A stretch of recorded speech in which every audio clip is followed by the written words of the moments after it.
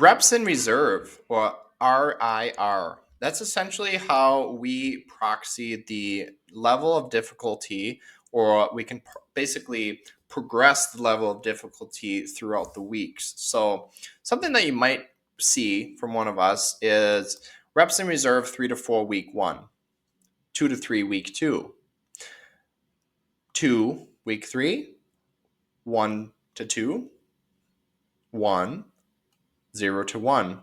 Deload. That's a nice 6 to 1 paradigm, or you could even say 5 to 1 paradigm, which would be 6 weeks of 5 weeks of progression, 1 week deload. Deload week would be essentially, I don't really even look at reps in reserve, but typically you're not really going to go over 5 reps in reserve, or under 5 reps in reserve, I should say. Okay, so.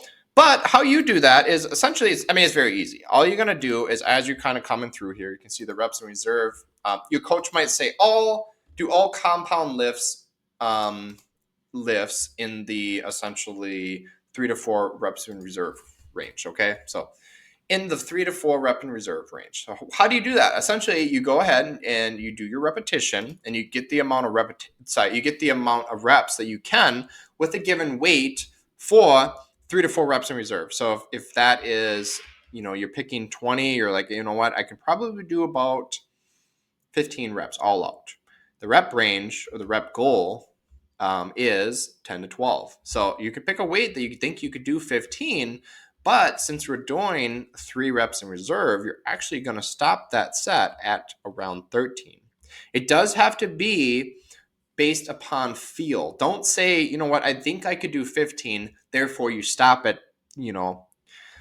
11 or something like that if it's 4 reps in reserve. No, it should be based on feel. Okay, I am 10 repetitions in. I don't think I can do more than 1 to 2 more.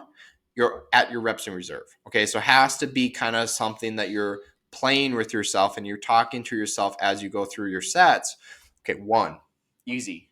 2, 3. You get all the way to 10, 12, and you're like, you know what? I got 2 to 3 reps left in this tank. Gun to my head, I could only do 2 to 3 more.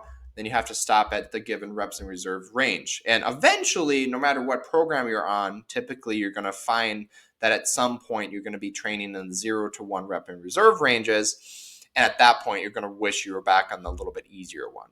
Higher reps in reserve is great for building the technique and the neurological kind of connections that you need to go through more complicated compound lifts, or even isolation lifts where, say, a bicep curl, you're trying to build that mind muscle connection. Sometimes training to complete failure actually hinders that a little bit, as opposed to keeping a rep or 2 in the tank. So that's how reps and reserves are used.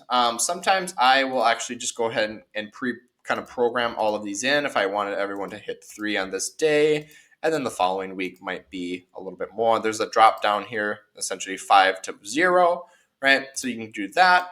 Another thing your coach might do is just put it down in the notes here, okay? And sometimes your coach will even hide these. So you might see it like this, where you don't even see your reps in reserve, and that just means you're not using reps in reserve, okay? And that's totally fine. It's just a different it's a variable, it's a tool. Not everyone's going to use it. Thanks for watching, and I appreciate everything that you do, and thanks for being a success client.